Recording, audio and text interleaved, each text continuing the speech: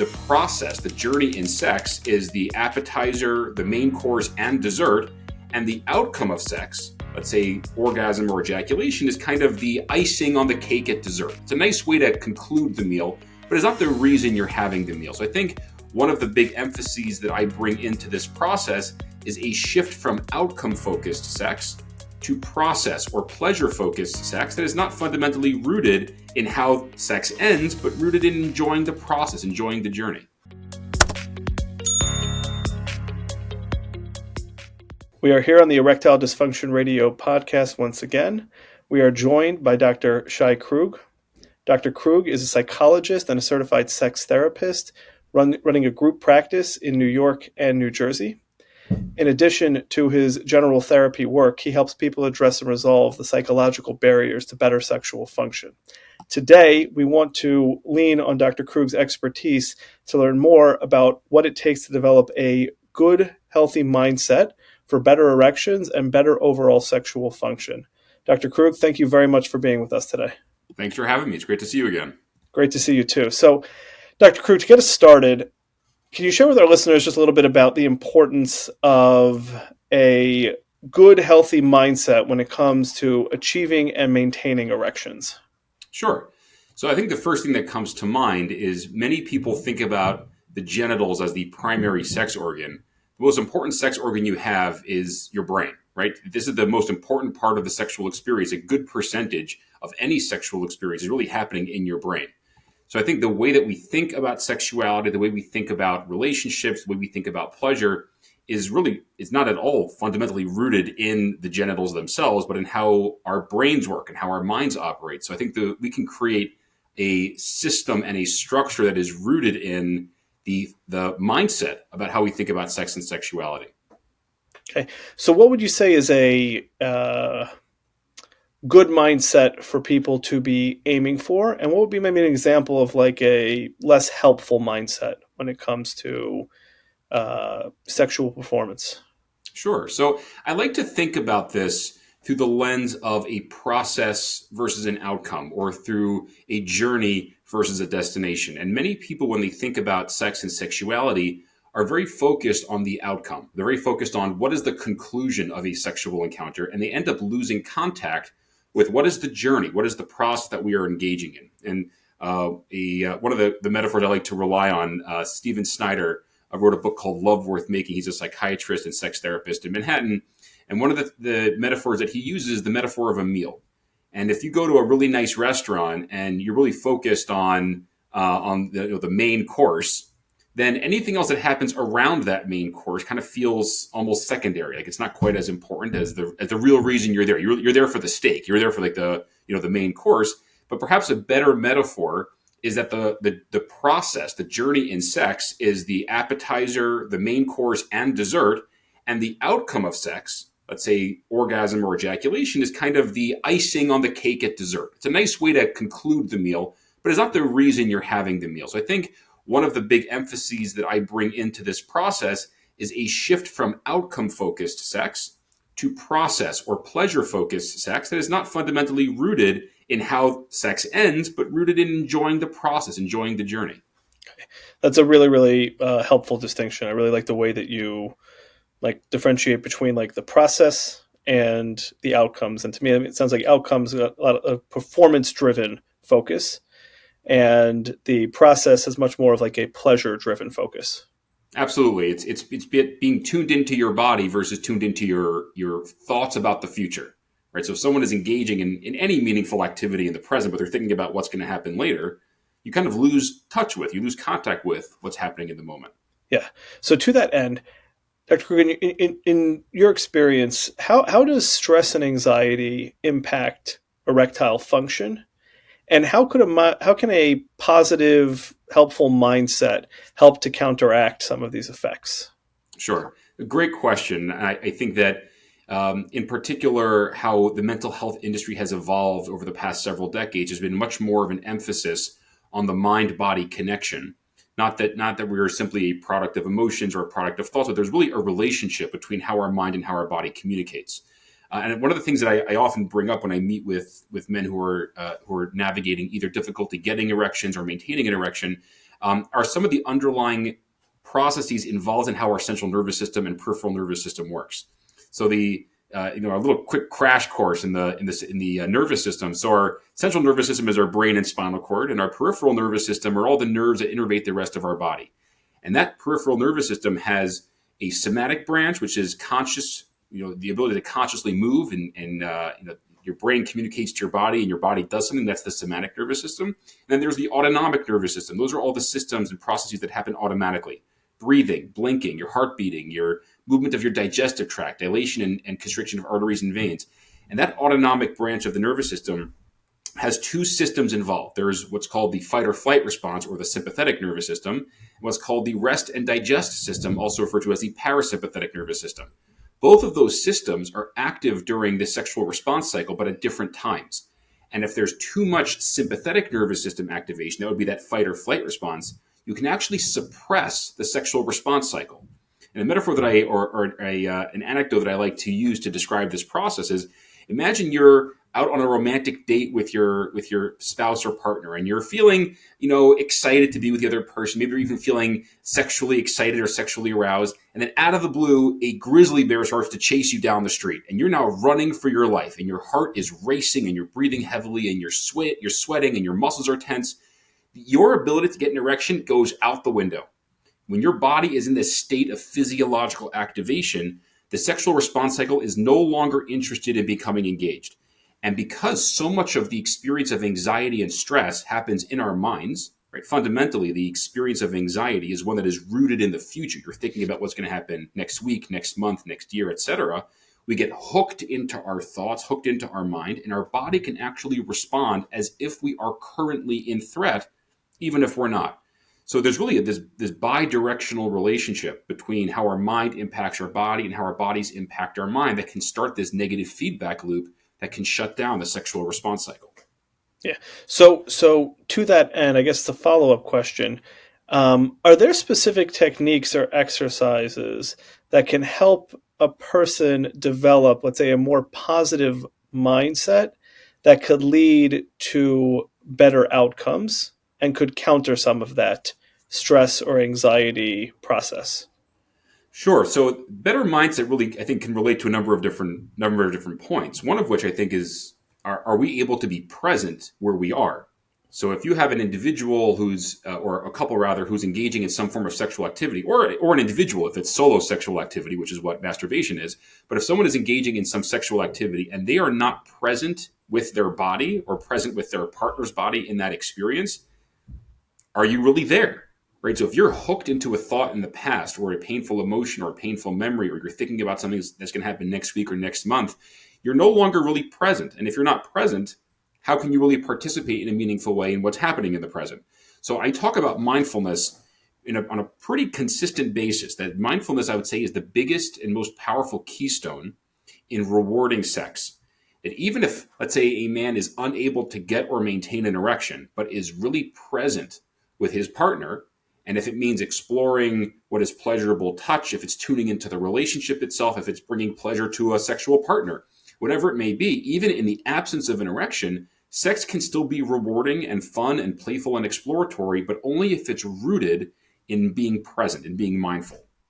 So I regularly utilize this skill of mindfulness. Among the ones that I find to be particularly beneficial is using your body as your mindfulness tool.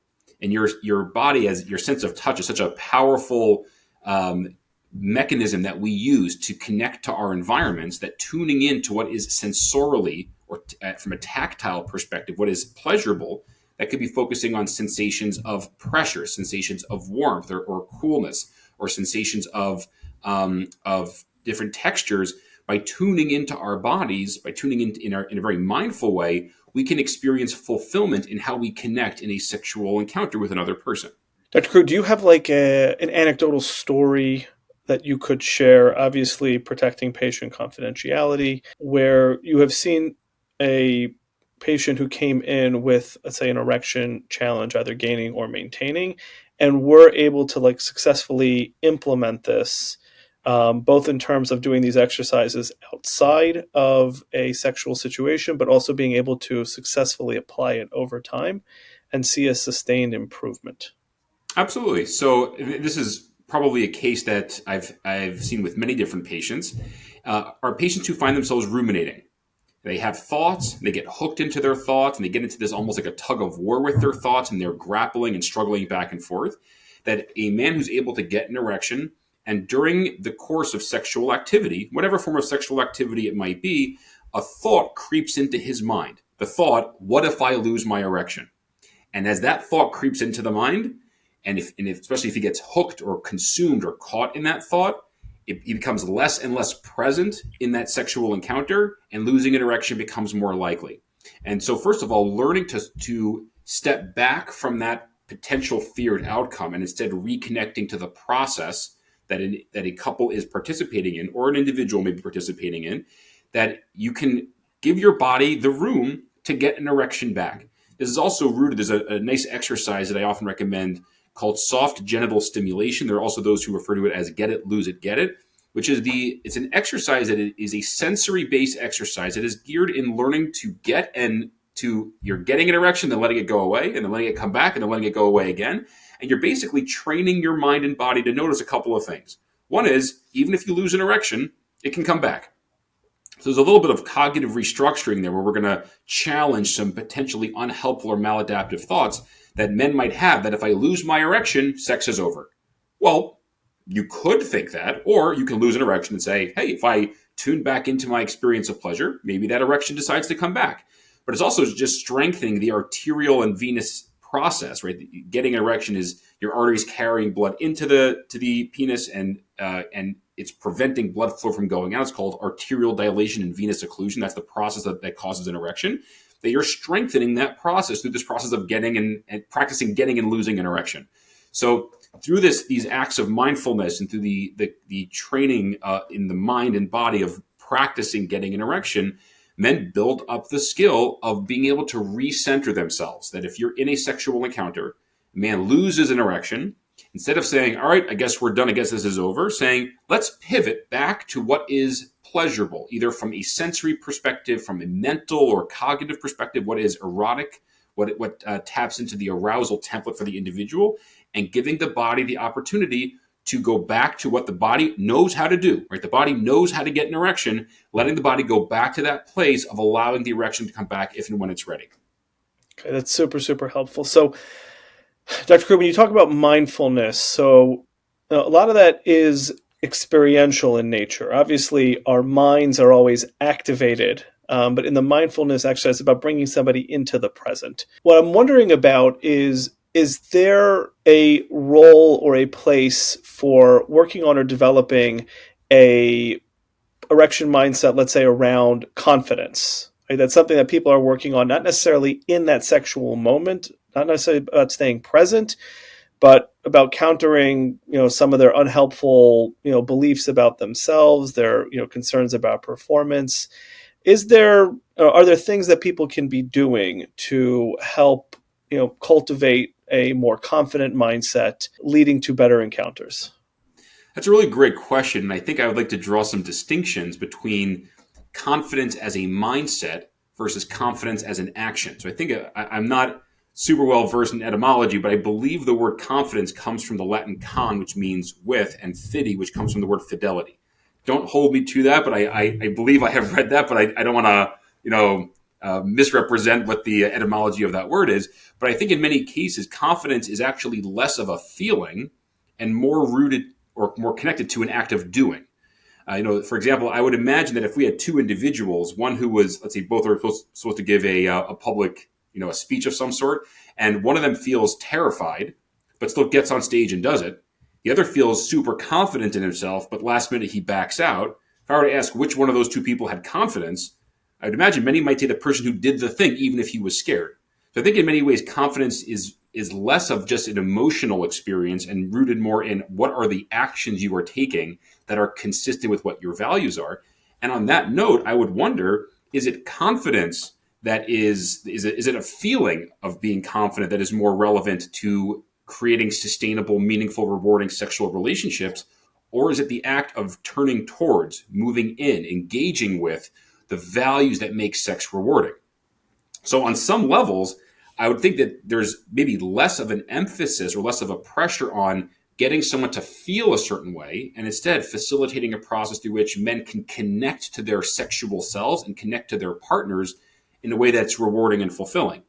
But that being said, I think there are certainly circumstances where someone might feel a certain way and therefore, as a result, not engage in those choices. So in that sense, that feeling becomes very consequential in how a person interacts with a sexual partner and in how a person feels about their own bodies or about their own sexual function. I think one of the valuable tools that I like to bring in, and it's oftentimes rooted and connected to mindfulness, is the ability to become an observer of our internal experiences. Right? You kind of touched on this a few moments ago, but our minds are thinking machines. 24 hours a day, 7 days a week, your mind is churning out thoughts. Even when you're sleeping, that's what a dream is, right? Your mind is constantly active, constantly churning out thoughts. And there are times that certain thoughts come into our mind that we latch onto. Oh, this thought is real. This thought is accurate. And then other times, thoughts come into our mind that we say, oh, that thought is silly. That thought is stupid. I can ignore that thought. But all of these thoughts are just thoughts. And one of the ways we can change how we interact with our thoughts is almost to take a step out to become an observer of our thoughts, to become aware that our mind is telling us a very compelling story, but a story nonetheless. Almost like the difference between being in a high-speed car chase and watching a high-speed car chase on a movie screen. You're seeing the same content, right? Visually, your brain is internalizing the images in the same way, but in one case, you don't have the reaction of fear, and in one case, you do. Because in the case where you're in the movie theater, you're aware that you're simply observing a story versus I'm in the story. So if a man has thoughts, for example, like, I'm going to lose my erection, if he were to get in that thought, right, to be like wrapped up in or consumed by that thought, it now kind of becomes the reality. Versus, my mind is telling me this story. My mind is telling me is telling me a narrative that this thing is going to happen, but it's a thought. Can I just notice that it's there? This is actually a process that we use in acceptance and commitment therapy, or ACT for short, called cognitive diffusion. It's our ability to separate ourselves from our thoughts to allow ourselves to be increasingly flexible in response to these thoughts and not be, let's say, bowled over or consumed by them. Yeah, it's an incredibly powerful skill set for people to develop. And I think that recognition that not all of our thoughts are real. I think we have a bias towards our own brains, that the things our brains tell us seem very real. Like we have a trusting relationship with our own brains. But I think that ability to kind of step back is super powerful. So in that process, do you see there as a role of selecting one's narrative? In other words, do people get a choice once they pull back and realize that their thoughts are really just a function of what the brain does? And some of these thoughts, we can choose to diffuse the intensity around them or the emotionality that we attribute to them. And others, I may not come with a lot of emotion packed in there, but maybe over time we could infuse them with more meaning. In other words, is there a way that a person can develop a new narrative or develop a different narrative that really takes hold, right? Or is all thoughts just kind of viewed as being equal? Sure. I think that the short answer to that question is, what are your values? And if we choose to connect ourselves to thoughts or experiences that are consistent with the direction we want our life to be moving in, those thoughts and experiences are likely to enhance our journey moving towards those outcomes. So I think we can, to some degree, define for ourselves what are the thoughts I want to attach myself to. But to your point, all of these are thoughts. But because our interactions with the world around us are rooted in which of these thoughts do we define as our reality, right? Like I could have the thought that I'm sitting on a chair right now, and I say I am sitting on a chair, but it really is also just a thought. But it's how I'm interacting with my environment. It's how I make sense of my environment. I get to choose which thoughts I really want to align myself with. Right? So, for example, someone might have the thought, my partner loves me. Now, we could defuse from that thought. We could disconnect ourselves from that thought and say, hey, that's just a thought you're having. Just because you think that doesn't make that real. But the person might say, but I like having that thought. That thought makes me feel connected to my partner. If I feel like, if I have the thought that they love me and the thought that I love them. So a person might say, I experience a certain sense of enrichment in my life by attaching myself to that thought. So what I often use as the guide behind how we navigate this process is not whether or not a thought is good or bad, or whether a thought is accurate or inaccurate, but whether a thought is helpful or if a thought is unhelpful. A helpful thought is one that is likely to enhance your experience. Unhelpful thoughts are one that are more likely to pull you away from what's important to you. But by reorienting ourselves to what our values are and saying, what is it? What are the underlying values that matter to me? What would bring me a sense of fulfillment, a sense of reward, a sense of purpose? By identifying those values, we can then align our thoughts with what brings us towards those values. And that is often the compass that I would rely on to indicate which of these thoughts are helpful to hold on to and which ones are ones that are more helpful to allow ourselves to defuse from. Yeah, that is a really, really helpful distinction between like is this thought helping me? Is this thought, harming me? Does it serve to enhance my experience or not? And I think that recognition that, again, not all thoughts are equal, also in the sense that some of them go down into like a belief system, right? Our Mm-hmm. values, like things that are a lot more to our core. And when we are able to align like the thoughts that we are infusing meaning into with the things that we value in a positive way that helps, it sounds to me like, Dr. Krug, you're saying that people do have the capacity and the capability of shaping their own mindset over time. Like it's not an Mm-hmm. overnight trick, but through like doing that work over time, they can kind of realign which thoughts become the predominant narrative or the predominant story in how they're viewing any situation. But in our case, in particular around sexual activity, sexual performance, somebody could Mm-hmm. shift over time from a performance-based approach to much more of a pleasure-driven approach. Absolutely. And I think one of the things that I might bring into this is, what are your values in sex? Right. So when I sit down with an individual or couple and I ask them about their sexual values, what makes sex meaningful for you? What makes sex rewarding for you?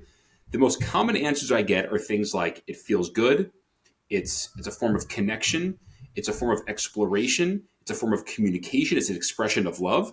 I've almost never heard an individual or couple respond with specific sexual function making sex rewarding. Right. So I've never heard someone say, the value that makes sex rewarding is an erection. Well, it's really, an erection is what allows other values to become engaged. So if there are values here you're trying to embody, one of the questions I'll sometimes ask men who are struggling with ED is, are there ways to engage the value even in the absence of an erection? That if you were to say that sex is, the values that make sex rewarding are the sense of connection, the sense of playfulness, and the sense of pleasure. Let's say those are the three values that are the most important. Well, are there ways to connect even without an erection? Are there ways to experience pleasure or playfulness even in the absence of an erection? If the answer to that question is yes, well, can you embody those values even if you don't have an erection, and let your body get the erection if and when it's ready to? And maybe that night's not the night for you to get an erection. Maybe you had a really stressful day at work, or maybe you didn't sleep well the night before, or you had too much alcohol. Maybe your body's not interested in an erection at that point. But are there other ways to connect to the values that make this encounter rewarding for you? Yeah, that is super powerful. I couldn't have said it better myself. I mean, it's really just such a powerful message, and I think if I'm understanding you correctly, there certainly are ways of developing a new mindset around erections, especially if it has been mired in performance anxiety, fears, worries, and concerns. And it sounds like one of the ways to do that is for people to take a real inventory about like what they value, what they're really trying to get out of a sexual experience, and by connecting in with those values, what it could serve to do is highlight or even infuse more meaning and more focus on the group of thoughts that are much more associated with those values than may have been there in the first place. Absolutely. Okay, Dr. Krug, this has been super helpful and super informative. Thank you once again for joining us. I will be inviting you back on because I think your expertise just helps to highlight just the role of the mind in the sexual process and in the erection process. And I think it's tremendous value for our listeners. So thank you very much for your time, and I look forward to hosting you in a future episode. Thanks so much for having me. This was really great.